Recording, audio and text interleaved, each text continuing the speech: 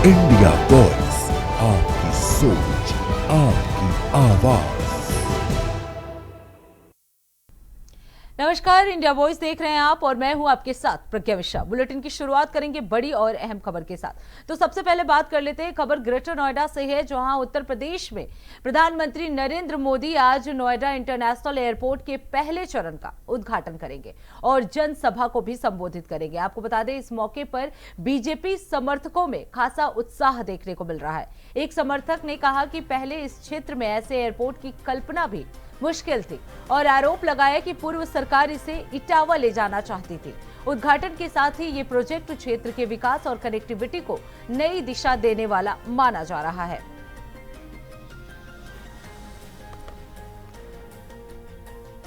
यहाँ के रहने ये बहुत बड़ी उपलब्धि है उत्तर प्रदेश में। जो नोएडा, जो 90 के दशक में एक टेरर और एक गुंडागर्दी, एक भय का जो माहौल था, उसको मुक्त करते हुए माननीय आदित्यनाथ योगी जी ने और माननीय प्रधानमंत्री जी ने जो इस क्षेत्र को सौगात दी है, वो अमूल्य और एक अनमोल निधि है। और नोएडा और जेवर का क्षेत्र एक बहुत बड़ी तरक्की और उन्नति के अवसर पैदा हो रहे हैं। ये रोजगार के अवसर पैदा हो रहे हैं स्थानीय युवकों को भी, किसानों को भी, और जो आमजन यहाँ के रहने वाले हैं उनको भी एक रोजगार के अवसर पैदा होंगे और उत्तर प्रदेश नई ऊंचाइयों को छुएगा और ये क्षेत्र नई ऊंचाइयों को छुएगा, ऐसा हमारा मानना है। आपके माध्यम से मैं ये कहना चाहता हूँ।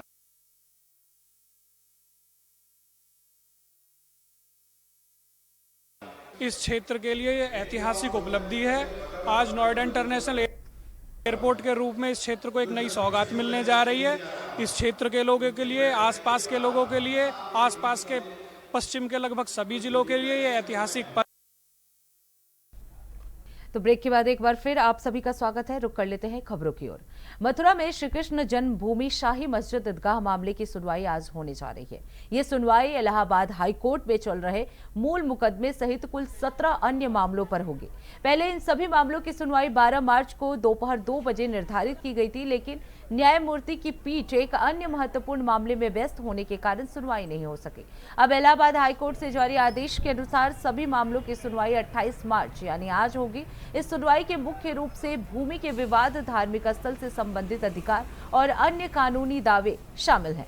मामले को गंभीरता से देखते हुए कोर्ट ने सभी पक्षकारों को उपस्थित रहने के निर्देश दिए हैं। सुनवाई का परिणाम आगामी समय में मथुरा और पूरे राज्य की राजनीति और सामाजिक परिस्थितियों पर भी प्रभाव डाल सकता है। तो आपको बता दें, श्री कृष्ण जन्मभूमि मस्जिद ईदगाह मामले में आज हाईकोर्ट में सुनवाई होने वाली है। पहली सुनवाई जो कि 12 मार्च को होने वाली थी, कुछ कारणों की वजह से नहीं हो सकी, लेकिन आज ये सुनवाई होना। वही इस खबर पर विस्तार से जानकारी देने के लिए मोहम्मद फारूक हमारे साथ जुड़ चुके हैं। फारूक, कितने बजे से ये सुनवाई होने वाली है और क्या कुछ स्थिति है अभी? देखिए प्रज्ञा, ये श्री कृष्ण जन्मभूमि और शाही ईदगाह मस्जिद के मामले के जो विवाद चल रहे हैं, उन विवादों में इलाहाबाद हाई कोर्ट में आज सुनवाई होनी है और सुनवाई का समय 10 बजे से था, लेकिन थोड़ा समय लेट होने की वजह से अब सुनवाई शुरू हो गई है। अब इसमें क्या निकल के आता है, बात बिंदु तय होते हैं या नहीं, ये सारी चीजें निकल के आएंगी, क्योंकि 18 मुकदमे लगातार इसमें चल रहे हैं, जिसमें 17 मुकदमों पर वाद बिंदु तय होने हैं। और इसमें जो है अमीन सर्वे के पहले आदेश हुए थे कि कोर्ट अमीन से सर्वे कराया जाएगा, लेकिन मुस्लिम पक्ष जो है सुप्रीम कोर्ट में जाने पर जो सुप्रीम कोर्ट ने इस पर रोक लगा दी थी, तो सुप्रीम कोर्ट में भी लगातार इस पर सुनवाई चल रही है। आज इलाहाबाद हाई कोर्ट की खंडपीठ में ये सुनवाई है और इसमें जो है सुनवाई में क्या निकल के आता है, हिंदू पक्ष और मुस्लिम पक्ष के दोनों लोग अपनी अपनी दलीलें आज रखेंगे और इस सुनवाई आज की बहुत महत्वपूर्ण मानी जा रही है। बिल्कुल। फारूक, अगर बात की जाए, प्रज्ञा देखने वाली बात होगी। जी बिल्कुल फारूक, अगर बात की जाए, क्योंकि इससे पहले भी सुनवाई का एक तारीख दिया गया था, 12 मार्च की तारीख दी गई थी, क्या वजह थी कि 12 मार्च को ये सुनवाई नहीं हो पाई? देखिए प्रज्ञा, जो 12 मार्च को सुनवाई होनी थी, तो इस मामले की सुनवाई 2 बजे दोपहर में लगी थी, जो 12 मार्च को होनी थी, लेकिन जो खंडपीठ द्वारा इस महत्वपूर्ण फैसला जो मृत्यु दंड का था किसी अन्य केस में, उसमें अदालत के बिजी होने पर और न्यायमूर्ति के बिजी होने से ये सुनवाई नहीं हो सकती थी, इसको टाल दी गई थी। तो इसको 28 मार्च को सुबह 10 बजे के लिए इसको नियत किया गया था, जो आज 10 बजे इसकी सुनवाई होनी है। और अब ये सुनवाई इस पर चल रही है। अब देखना है कि क्या निकल के आता है, क्या बात बिंदु तय होते हैं, या जो दोनों पक्ष अपनी अपनी दलीलें रख रहे हैं, उस दलील में क्या कोर्ट उस पर सुनवाई करती है और क्या अपना आज महत्वपूर्ण फैसला कोर्ट देती है। जी बिल्कुल। फारूक, अगर बात की जाए, क्या ये सुनवाई मथुरा और राज्य की राजनीति और सामाजिक परिस्थितियों पर भी असर डाल सकता है, जो भी फैसला आए तो? जी देखिए प्रज्ञा, ये मामला जो है काफी समय से चल रहा है। पहले मथुरा में ये केस चल रहे थे, श्री कृष्ण जन्मभूमि और शाही ईदगाह मस्जिद। इसमें जो है तमाम वादी हैं, श्री कृष्ण जन्मभूमि के पक्षकार हैं, उधर ईदगाह कमेटी है, ईदगाह कमेटी के लोग इसमें जो है प्रतिवादी हैं। तो यूपी सुन्नी सेंट्रल बोर्ड भी इसमें प्रतिवादी है। तो इसको लेकर मथुरा से सारे केस इलाहाबाद हाईकोर्ट ट्रांसफर हो गए थे। अब उसको लेकर इलाहाबाद हाईकोर्ट में जो है जो निर्णय दिए गए थे, उनको लेकर मुस्लिम पक्ष जो है सुप्रीम कोर्ट गया, सुप्रीम कोर्ट में स्टे हुआ है इस बार।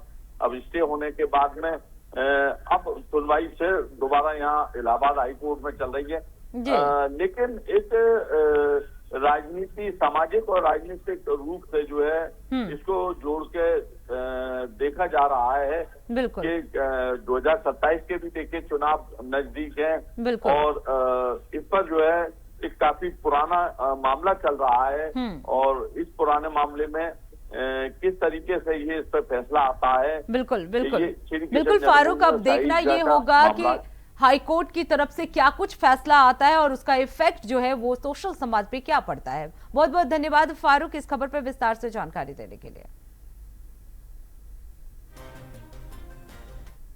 अब रुक कर लेते हैं अगली खबर की।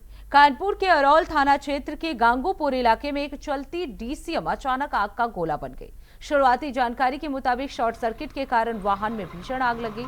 वहीं घटना के दौरान चालक और परिचालक ने कूदकर अपनी जान बचाई। आग लगते ही मौके पर अफरा तफरी मच गई। सूचना मिलने पर पुलिस और फायर ब्रिगेड की टीम पहुंची और आग पर काबू पाया गया। हादसे में कोई जनहानि नहीं हुई, लेकिन वाहन पूरी तरह से जलकर खाक हो गया है।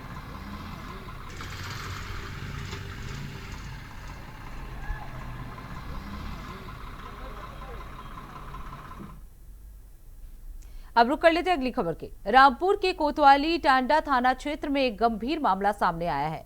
यहां एक 15 वर्षीय मूक बधिर नाबालिग किशोरी के साथ कथित दुष्कर्म हुआ है। पीड़िता की मां का आरोप है कि गांव का एक युवक घर में घुसा और बेटी को अकेला पाकर जबरदस्ती वारदात को अंजाम दिया। घटना के बाद किशोरी घर लौटते ही रोती हुई मिली और इशारों में मां को पूरी घटना बताई। मां ने कहा कि आरोपी ने उन्हें और बेटी को जान से मारने की धमकी भी दी है। पीड़िता की मां ने टांडा पुलिस पर आरोप लगाया कि अभी तक कोई ठोस कार्रवाई नहीं की गई है और अपराधी सुरक्षित महसूस नहीं कर रहे हैं। अब रुक कर लेते हैं अगली खबर के।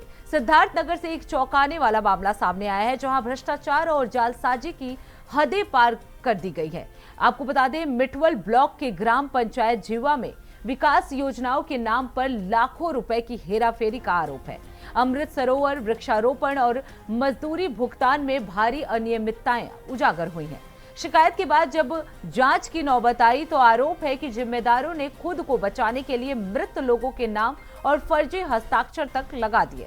जीवित लोग भी हस्ताक्षर से इनकार कर रहे हैं। सवाल उठता है कि क्या ऐसे ही भ्रष्टाचार पर लगाम लगेगी?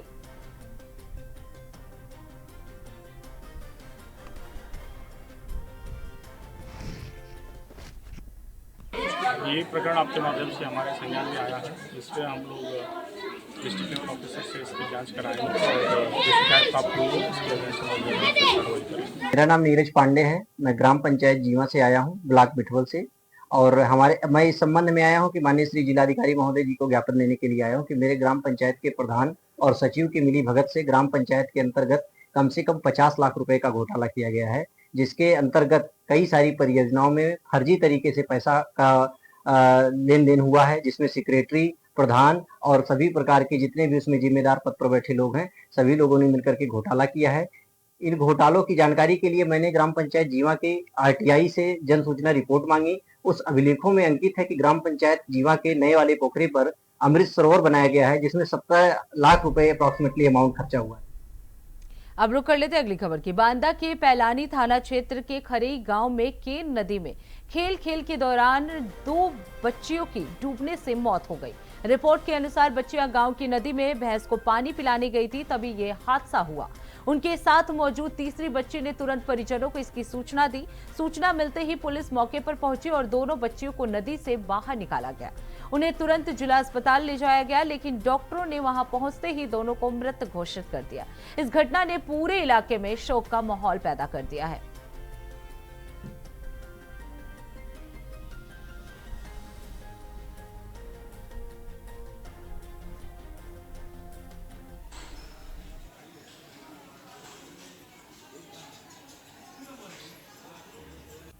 आज दिनांक 27/3/2026 को थाना पैलानी क्षेत्र अंतर्गत ग्राम खरई से सूचना प्राप्त हुई कि 3 बच्चियां अपने गांव में भैंस को पानी पिलाने के नदी ले गईं और खेल में भैंस पर बैठकर जब नदी के अंदर गईं तो इनमें से 2 बच्चियां पानी में गिर गईं। तीसरी बालिका द्वारा जब सूचना दी गई तो थाने के फोर्स द्वारा ग्रामीणों की मदद से बच्चियों को निकालकर अस्पताल ले जाया गया तो उनकी दुखद मृत्यु हो चुकी थी। दोनों बच्चियों के शव को कब्जे में लेकर पोस्टमार्टम हेतु भेजा गया है। आगे की विधिक कार्रवाई की जा रही है। आज दिनांक 27/3/2026 को थाना पैलानी क्षेत्र अंतर्गत ग्राम खरई से सूचना प्राप्त हुई कि 3 बच्चियां अपने गांव में भैंस को पानी पिलाने के नदी ले गईं और खेल में भैंस पर बैठकर जब नदी के अंदर गईं तो इनमें से 2 बच्चियां पानी में गिर गईं। तीसरी बालिका द्वारा जब सूचना दी गई तो थाने के फोर्स द्वारा ग्रामीणों की मदद से बच्चियों को निकालकर अस्पताल ले जाया गया तो उनकी दुखद मृत्यु हो चुकी थी। दोनों बच्चियों के शव को कब्जे में लेकर पोस्टमार्टम हेतु भेजा गया है। आगे की विधिक कार्रवाई। अब रुक कर लेते हैं अगली खबर की। लखनऊ के थाना नाका हिंडोला क्षेत्र में पुलिस को बड़ी सफलता मिली है। पुलिस ने एक ऐसे व्यक्ति को गिरफ्तार किया है जो खुद को क्राइम ब्रांच अधिकारी बताकर लोगों से वसूली कर रहा था। आरोपी अर्जुन कुमार को पुलिस ने दबोच लिया है। उसके कब्जे से अवैध वसूली के रूप में लिए गए रुपए भी बरामद किए गए हैं। मामला 26 मार्च का है, जब पीड़ित की शिकायत पर मामला दर्ज किया गया था। पुलिस ने शिकायत मिलते ही त्वरित कार्रवाई करते हुए आरोपी को पकड़ लिया। जांच में पता चला कि आरोपी का पहले भी आपराधिक इतिहास रहा है। पुलिस ने इस गिरफ्तारी को बड़ी सफलता बताते हुए जनता से अपील की है कि इस तरह के मामलों में तुरंत नजदीकी पुलिस स्टेशन को सूचना जरूर दें।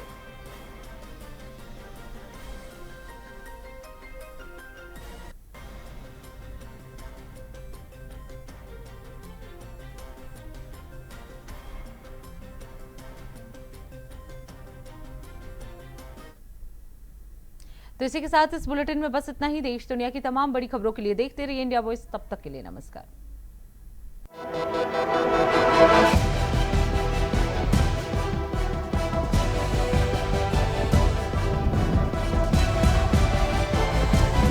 इंडिया वॉइस, आपकी सोच, आपकी आवाज।